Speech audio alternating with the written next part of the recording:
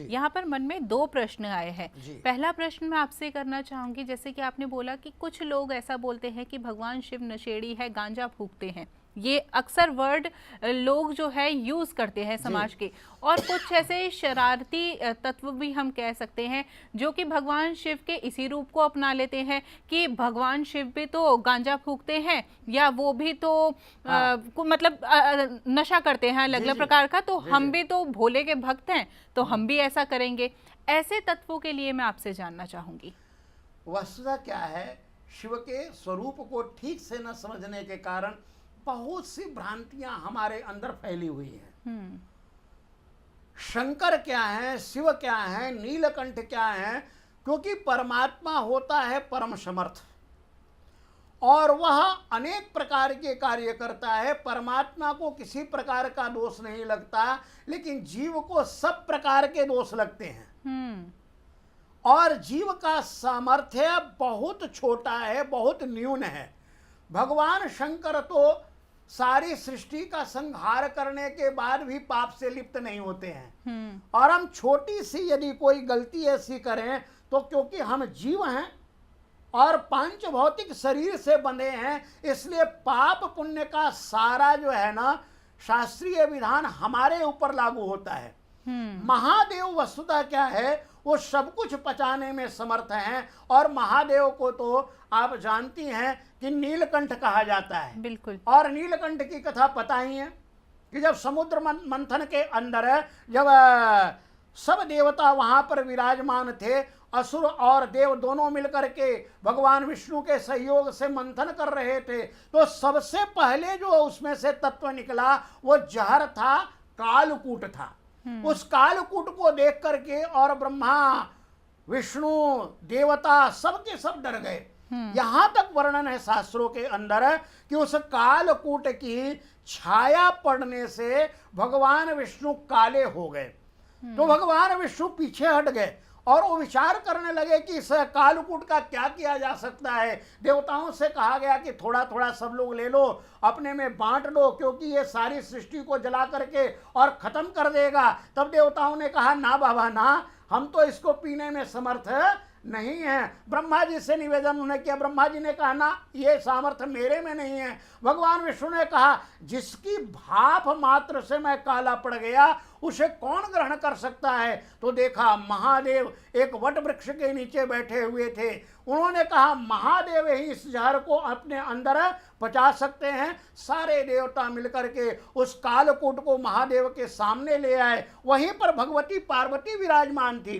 पार्वती जी कहने लगी ना महादेव ना, ये आप मत पीना, क्योंकि सारे देवता जिसको पीने में समर्थ नहीं है उसे यदि आपने पान कर लिया, आपने अंदर ले लिया, तो आपकी यदि मृत्यु हो गई तो मेरा क्या होगा। महादेव जी हंसने लगे। अब ब्रह्मा जी इधर से निवेदन कर रहे हैं पीने के लिए, पार्वती जी निवेदन कर रही है, मना कर रही हैं उनसे कि आप मत पीजिए। ऐसे स्थिति में क्या किया जाए। महादेव जी ने कहा पार्वती तुम चिंता न कर, मैं अभी एक चमत्कार करने वाला हूं, मैं इसे पी भी जाऊंगा और नहीं भी पीऊंगा। यह सामर्थ्य केवल भगवान शंकर के अंदर है। भगवान शंकर ने वह पात्र लिया और उस पात्र को लेकर के और पीने लग गए। और पीते पीते उन्होंने अपने कंठ में ही उसको रोक लिया। उनका कंठ नीला हो गया और जैसे ही नीला हो गया तो ब्रह्मा जी उधर से जयकारा लगाए, नीलकंठ भगवान की जय। अब इसका भी एक रहस्य है कि महादेव जी ने आखिर अपने गले में ही इसको क्यों रोक लिया। बिल्कुल, न तो बाहर रहने दिया और न अंदर जाने दिया। तो इसका रहस्य यह है कि यदि बाहर रहती तो वह सृष्टि को जला करके भस्म कर देती जहर, और सारी की सारी सृष्टि महादेव के उदर के अंदर है। अब यदि वह जहर अंदर जाती तो भी सारी सृष्टि को जला करके और भस्म कर देती। इसलिए महादेव ने उसे कंठ के अंदर रोक लिया और कंठ के अंदर रोक करके सारी सृष्टि का सिवा कल्याण कर दिया।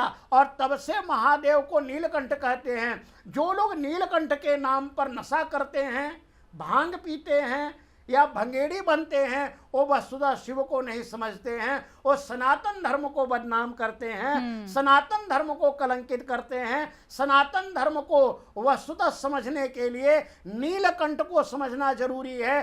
क्या आप जहर पचाने में समर्थ हैं?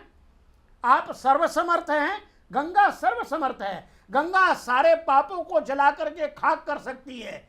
अग्नि सर्वसमर्थ है, अग्नि सबको जला करके खाक कर सकती है।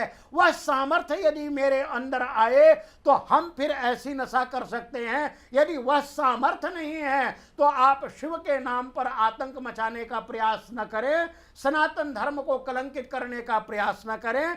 पहले शिव को समझें, महेश्वर को समझें, शंभू को समझें और एक एक तत्वों को समझते हुए, इसलिए हमने इसके ऊपर बड़े ग्रंथों का निर्माण किया है जी। शिव के 108 नामों के ऊपर हमने विशाल विस्तृत व्याख्या की है कि इससे लोगों को तत्व समझने में आए। लेकिन जो तामसिक जीव हैं वो शिव को समझने में समर्थ नहीं है, और नहीं होने के कारण जो नशेड़ी हैं, भंगेड़ी हैं और बिल्कुल उसी में रमे रहते हैं, वो शिव के नाम पर ये आतंक मचाते हैं। वस्तुतः नशा करने वाला तो शिव के तरफ जा ही नहीं सकता है, बिल्कुल। क्योंकि शिव को आपने देखा होगा, शिव सदा समाधि में रहते हैं। और क्या कोई नशा करने वाला समाधि में जा सकता है? शिव को किसी नशे की जरूरत नहीं, शिव को भांग की जरूरत नहीं, शिव को किसी गोली की जरूरत नहीं। शिव ने वस्तुतः लोक कल्याण के लिए, संसार के कल्याण के लिए उस विष का पान किया, कालकूट का पान किया। क्या आप जो नशा करते हैं वह समाज के कल्याण के लिए है?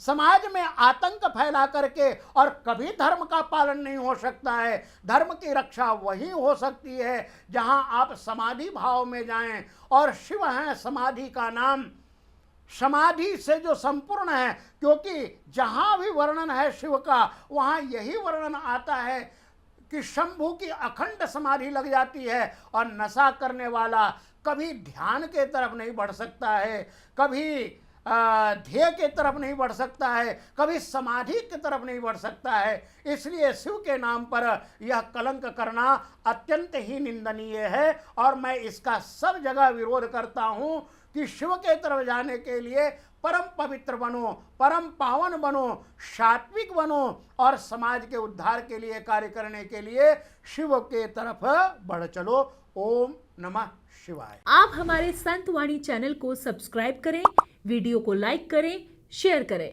और हाँ, बेल आइकन पर क्लिक करना बिल्कुल ना भूलें, ताकि हमारी किसी भी वीडियो की सूचना सबसे पहले आपको मिले।